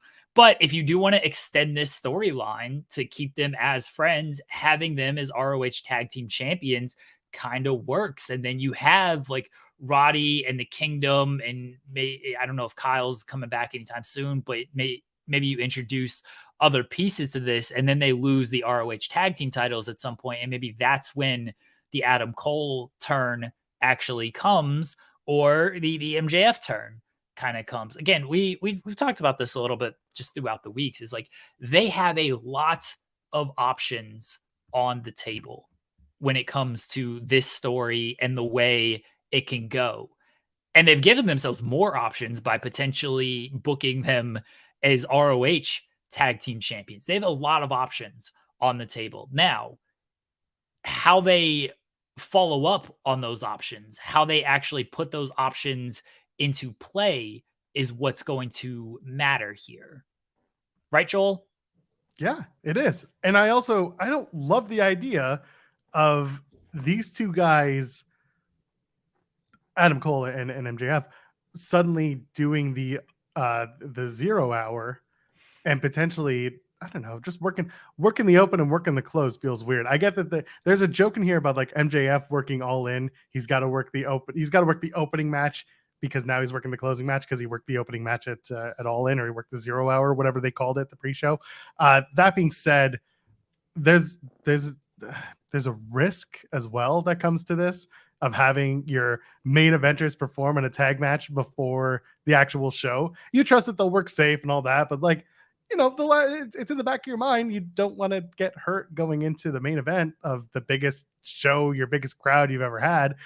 So I don't know how I really feel about Adam Cole and MJF going for those tag titles in Wembley when they're about to do the world title match later on in the night. I think it's more likely that the Kingdom capture the Ring of Honor tag titles at one point. If not now, then maybe MJF and Cole face the Kingdom and they do a switcheroo. Winner gets into the match against Aussie Open. But then again, I know it goes back to you're pinning your all-out main event guys. Yeah, Joel, you can't have. They've already had Unless MJF. Unless Roddy screws somebody accidentally or on purpose, and we just add another layer to that story. Who did Roddy mean to hit? Or, you know, he took out Adam Cole. He didn't mean to. Oh my God, Adam Cole gets pinned. You know, you could do something like that. And I think people would maybe be a little more okay with it. Joel, I never like these visuals when somebody gets pinned. I know MJF got pinned by Dax the other week. It's enough time passed to where it's a little bit out of the memory with things. But I always go back to this, Joel. Orange Cassidy, Adam Cole. And I was there. This was at Ohio Beach Break in February. Orange Cassidy, Adam Cole, lights out match. Adam Cole got pinned in that match, and it didn't count for the record back when they utilized the record because it was an unsanctioned lights out match. But Adam Cole got pinned.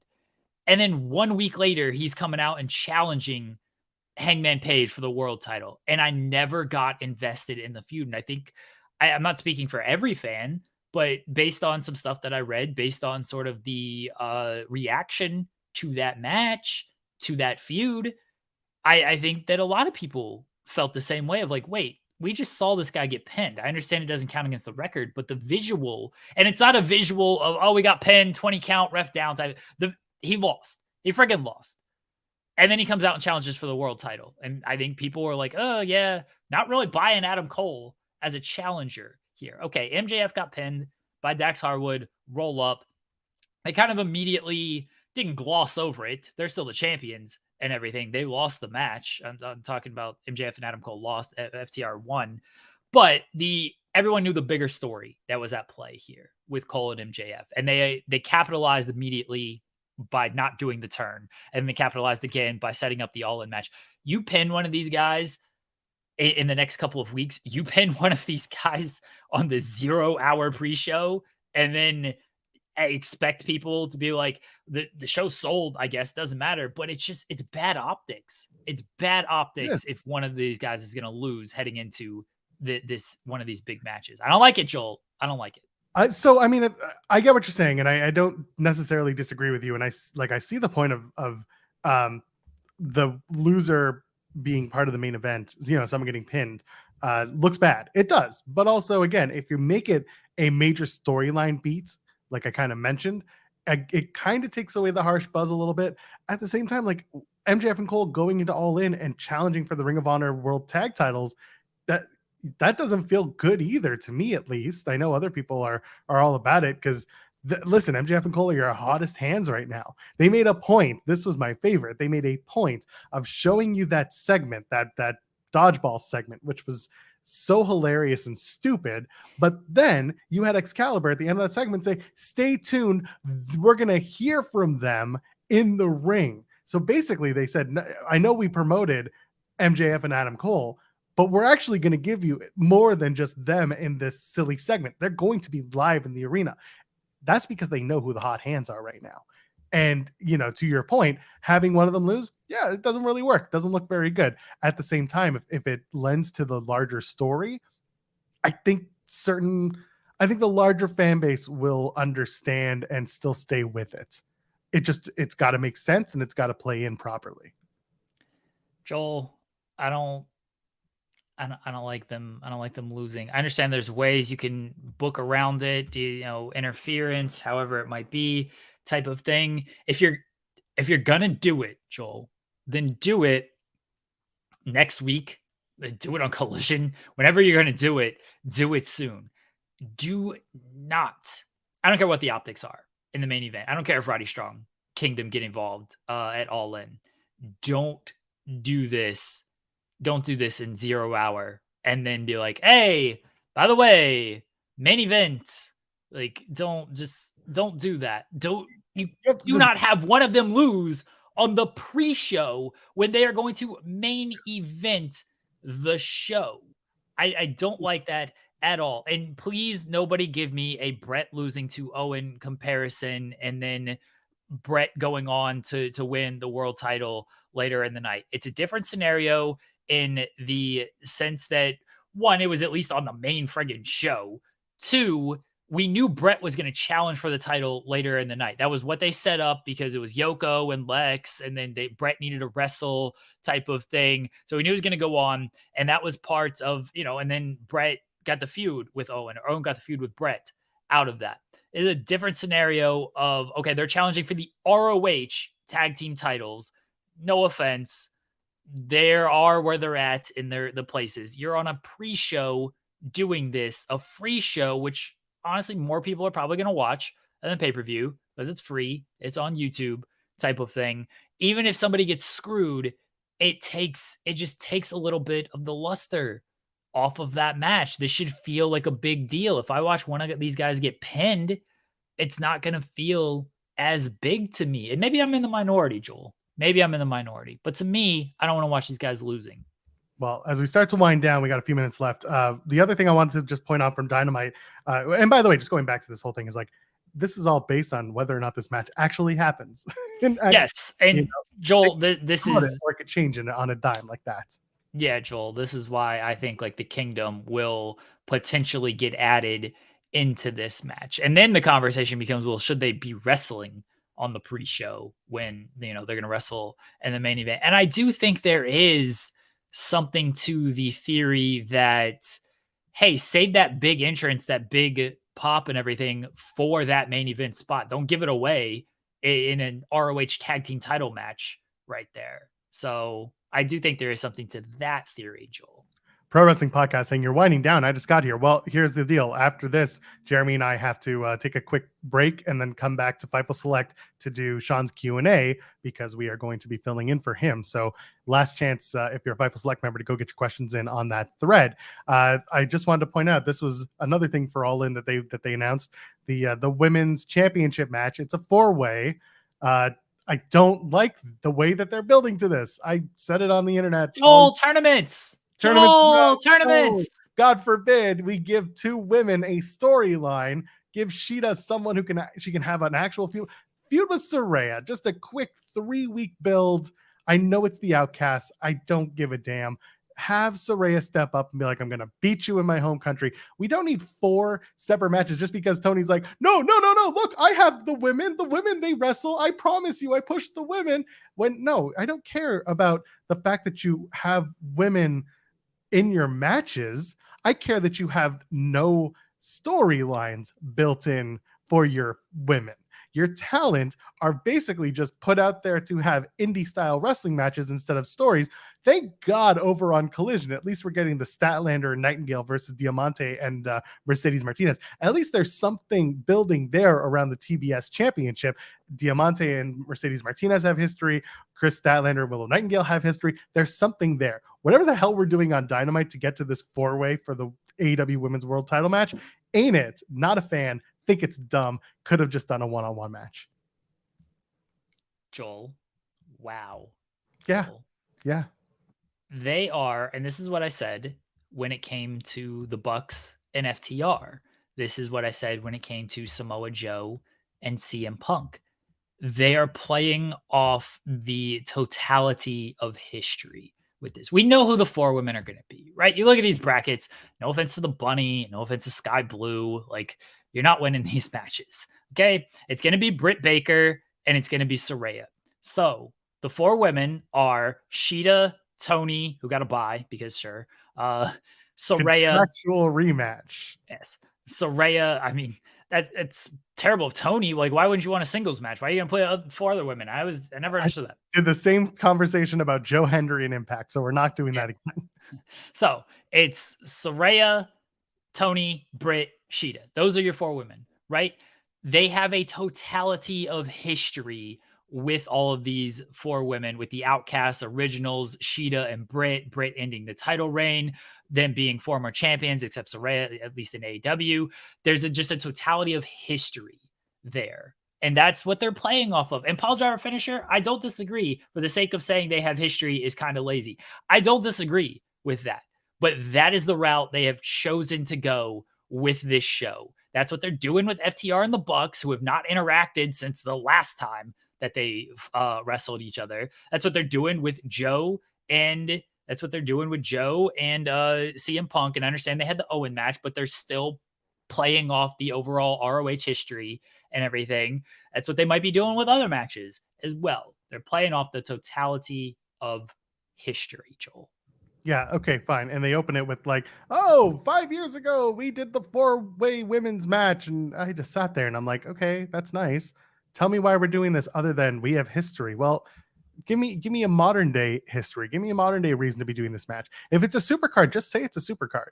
If it's a match for match sake, just say that. It's just, I don't know what, if anything, they're going to have for All Out other than, whoever walks out with that women's championship defending either against Shida, who just lost it and therefore invokes her rematch clause, or Saraya again. I don't know what you can do coming out of this with a weak build, both WEEK and WEAK going into All Out for the women's division.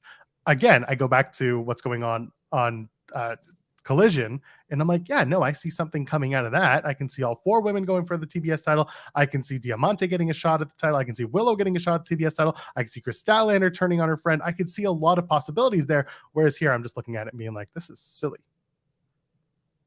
Joel. Yeah. Tournaments, Joel. I don't think you have enough respect for the tournaments, Joel. Not anymore. How are you going to feel? How are you going to feel, Joel, when they announce the women's battle royal for this show, Joel? Gonna have a lot of questions. SmackDown tonight is in Calgary, Alberta, Canada. Pregnant pause. They're going to be doing the United States Championship match, Austin Theory versus Santos Escobar. When I think about Canada, I think about the U.S. title that Bret Hitman Hart used to hold in WCW. Is it time for Santos to win the title? Joel, yes, it is time for Austin Theory to lose the title, Joel. Fine by me. AJ Styles versus Karrion Kross. Whoever did this wrote up Killer Kross on the preview on Fightful.com. Joel, someone did that wrong. Then I assume my byline. I'm not trying to, Joel, throw anybody under the bus here, but I copy and paste, and so it, that's what happened. So I copy and pasted, and it was clearly not proofread on there. So AJ Styles, Karrion Kross. I'll take the bullet on that, Joel. I apologize to the people, and now I'm going to have to change multiple articles. Appreciate it. Yeah. I love you, Jeremy. That's my one comeuppance for this entire episode that we just did. I got one. Crossover AJ, or is AJ going to be Kross? Maybe Killer Kross is the monster that will be unleashed alongside the Fiend. Maybe. That's fine by me.